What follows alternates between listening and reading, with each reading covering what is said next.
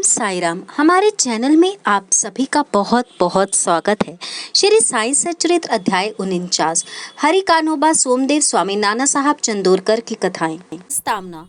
जब वेद और पुराण की ब्रह्मा या सदगुरु का वर्णन करने में अपनी असमर्थता प्रकट करते हैं, तब मैं एक अल्पज्ञ प्राणी अपने सदगुरु श्री साईं बाबा का वर्णन कैसे कर सकता हूँ। मेरा स्वयं का तो यह मत है कि इस विषय में मौन धारण करना ही अति उत्तम है। सच पूछा जाए तो मूक रहना ही सदगुरु की विमल पताका रूपी गुरुदावली का उत्तम प्रकार से वर्णन करना है, परंतु उनमें जो उत्तम गुण है वह हमें मूक कहाँ रहने देते हैं। यदि स्वादिष्ट भोजन बने और मित्र तथा संबंधी आदि साथ बैठकर ना खाएं तो वे निरस सा प्रतीत होता है, और जब वही भोजन सब एक साथ बैठकर खाते हैं तब उसमें एक विशेष प्रकार की स्वादता आ जाती है। वैसी ही स्थिति साई नीला अमृत के संबंध में भी है।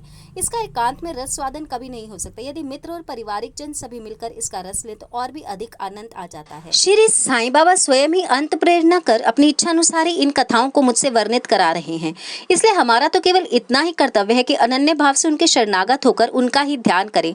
तप, साधन, तीर्थ यात्रा, व्रत एवं यज्ञ और दान से हरि भक्ति श्रेष्ठ है और सतगुरु का ध्यान इन सब में परम श्रेष्ठ है। इसलिए सदैव मुख से साईं नाम का स्मरण कर उनके उपदेशों का ध्यान आसन एवं स्वरूप का चिंतन कर हृदय में उनके प्रति सत्य और प्रेम के भाव से समस्त चेष्टाएं उन्हीं के ही निमित्त करनी चाहिए। भवबंधन से मुक्त होने का इससे उत्तम साधन और कोई नहीं है।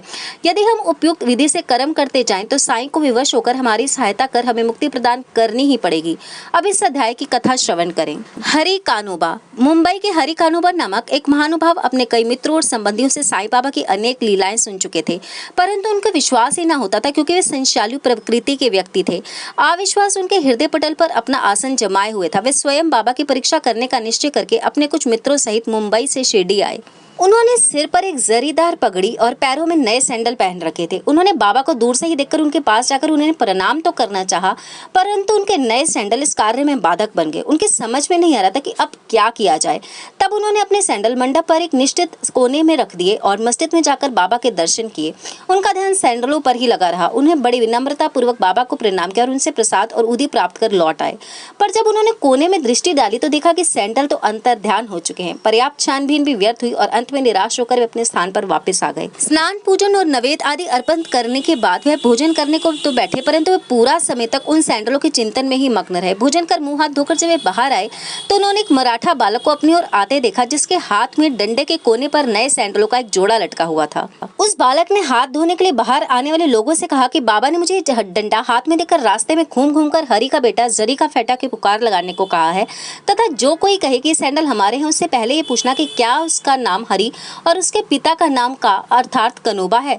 साथ ही यह भी देखना कि क्या वे जरीदार साफा बांधे हुए है या नहीं, तब उन्हें यह दे देना। बालक का कथन सुनकर हरि कान्होबा को बेहद आश्चर्य व हर्ष हुआ। उन्होंने आगे बढ़कर बालक से कहा कि हमारे ही सैंडल है, मेरा ही नाम हरि है और मेरे ही पिता का नाम कनोबा है। यह मेरा जरी का साफा देखो।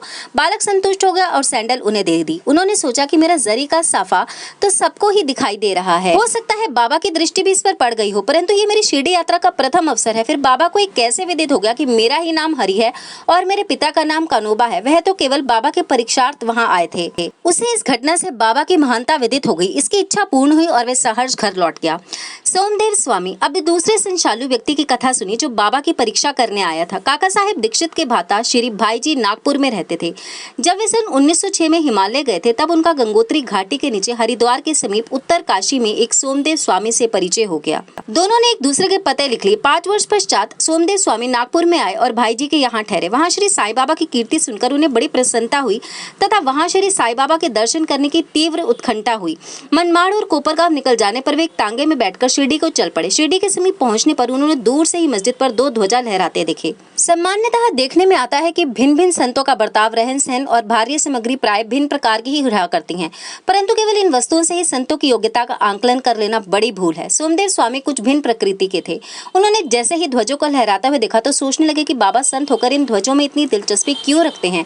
क्या इससे इनका संतपन प्रकट होता है? ऐसा प्रतीत होता है ये संत अपनी कीर्ति का इच्छुक है। अतएव उन्होंने शिरडी जाने का विचार त्याग कर अपने सहयोगियों से कहा कि मैं तो वापस लौटना चाहता हूँ। तब वे लोग कहने लगे कि फिर व्यर्थ ही इतनी दूर क्यों आए?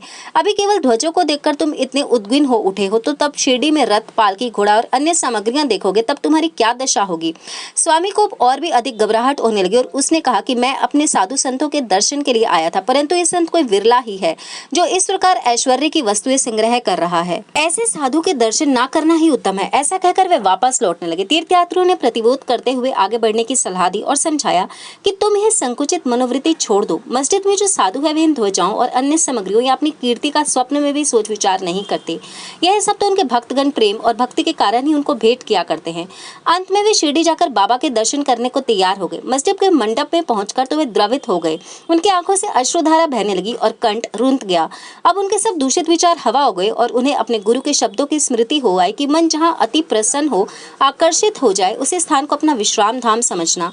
वे बाबा की चरण रज में लौटना चाहते थे, परंतु वे उनके समीप गए तो बाबा एकदम क्रोधित होकर जोर जोर से चिल्लाकर कहने लगे कि हमारा सामान हमारे ही साथ रहने दो, तुम अपने घर वापस लौट जाओ। सावधान, यदि फिर कभी भी मस्जिद की सीढ़ी चढ़े तो ऐसे संत के दर्शन ही क्यों करने चाहिए जो मस्जिद पर ध्वजाएं लगा कर रखे? क्या ये संतपन के लक्षण है? एक क्षण भी यहाँ न रुको। अब उसे अनुभव होगा कि बाबा ने अपने हृदय की बात जान ली है और वे कितने सर्वज्ञ हैं। उसे अपनी योग्यता पर हंसी आने लगी तथा उसे पता चल गया कि बाबा कितने निर्विकार और पवित्र हैं। उसने देखा कि वे किसी को हृदय से लगाते हैं और किसी को हाथ से स्पर्श करते हैं तथा किसी को सांत्वना देकर प्रेम दृष्टि से निहारते हैं, किसी को उदी प्रसाद में देकर सभी प्रकार से भक्तों को सुख और संतोष पहुंचा रहे हैं। तो फिर मेरे साथ ही ऐसा रूखा बर्ताव क्यों? अधिक विचार करने पर वे इसी निष्कर्ष पर पहुंचे कि इसका कारण मेरे आंतरिक विचार ही थे और इससे शिक्षा ग्रहण कर मुझे अपना आचरण सुधारना चाहिए। बाबा का क्रोध तो मेरे लिए वरदान स्वरूप है। अब ये कहना व्यर्थ ही होगा कि वह बाबा के शरण में आ गए और उनके एक परम भक्त बन गए। नाना साहेब चंदोरकर। अंत में नाना साहेब चंदोरकर की कथा लिखकर हेमांड पंत ने यह अध्याय समाप्त किया है। एक समय जब नाना साहेब महालसापति और अन्य लोगों के साथ मस्जिद में बैठे हुए थे तो बीजापुर से एक संभ्रांत यवन परिवार श्री साईं बाबा के दर्शनार्थ आया। कुलवंतियों की लाज रक्षण भावना देखकर नाना साहेब वहां से निकलना चाहते थे, परंतु बाबा ने उन्हें रोक लिया। स्त्रियां आगे बढ़ीं और उन्होंने बाबा के दर्शन किए। उनमें से एक महिला ने अपने मुख पर से घूंघट हटाकर बाबा के चरणों में प्रणाम कर फिर से घूंघट डाल दिया। नाना साहेब उसके सौंदर्य से आकर्षित हो गए और एक बार पुनः वह छटा देखने को ललायत हो उठे। नाना के मन की व्यथा जानकर उन लोगों के चले जाने के पश्चात बाबा उनसे कहने लगे कि नाना, क्यों व्यर्थ में मोहित हो रहे हो? इंद्रियों को अपना कार्य करने दो, हमें उनके कार्य में बाधक नहीं होना चाहिए। भगवान ने सुंदर सृष्टि निर्माण की है, अतः हमारा कर्तव्य है कि हम उसके सौंदर्य की सराहना करें। यह मन तो क्रमशः ही स्थिर होता है और जब सामने के द्वार खुला है तब हमें पिछले द्वार से क्यों प्रविष्ट होना चाहिए? चित्त शुद्ध होते हैं, फिर किसी कष्ट का अनुभव नहीं होता। यदि हमारे मन में कुविचार नहीं है तो हमें किसी से भी भयभीत होने की आवश्यकता नहीं है। नेत्रों को अपना कार्य करने दो, इसके लिए तुम्हें लज्जित या विचलित नहीं होना चाहिए। उस समय श्यामा भी वहीं थे। उनकी समझ में न आया कि आखिर बाबा क्या कह रहे हैं, इसलिए लौटते समय इस विषय में उन्होंने नाना से पूछा।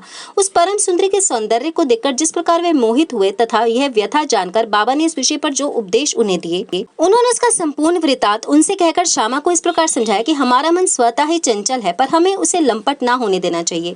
इंद्रियां चाहे भले ही चंचल हो जाएं, परंतु हमें मन पर पूर्ण नियंत्रण रखकर उसे अशांत नहीं होने देना चाहिए।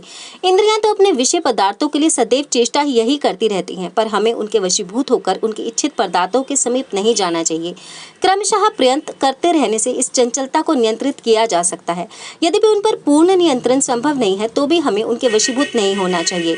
प्रसंग अनुसार हमें उनके वास्तविक रूप से उचित गति अवरोध करना चाहिए। सौंदर्य तो आंखें सेकने का विषय है, इसलिए हमें निडर होकर सुंदर पदार्थों की ओर देखना चाहिए। यदि हमें किसी प्रकार के कुविचार ना आए तो इसमें लज्जा और भय की आवश्यकता ही क्या है। यदि मन को निरिच बनाकर ईश्वर के सौंदर्य को निहारो तो इंद्रियां सहज और स्वाभाविक रूप से अपने वश में आ जाएंगी और विषयानंद लेते समय भी तुम्हें ईश्वर की ही स्मृति बनी रहेगी। यदि उसे इंद्रियों के पीछे दौड़ने तथा उसमें लिप्त रहने दोगे तो तुम्हारा जन्म मृत्यु के पाश से कदापि छुटकारा ना होगा। विषय पदार्थ इंद्रियों को सदा पथ भ्रष्ट करने वाले होते हैं। अतएव हमें विवेक को सारथी बनाकर मन की लगाम अपने हाथ में लेकर इंद्रिय रूपी घोड़ों को विषय पदार्थों की ओर जाने से रोक लेना चाहिए। ऐसा विवेक रूपी सारथी हमें विष्णु पद की प्राप्ति करा देगा, जो हमारा यथार्थ में परम सत्य धाम है और जहाँ गया हुआ प्राणी फिर कभी यहाँ से नहीं लौटता। श्री सद्गुरु साईनाथ अर्पण अस्तु। शुभम भवतु।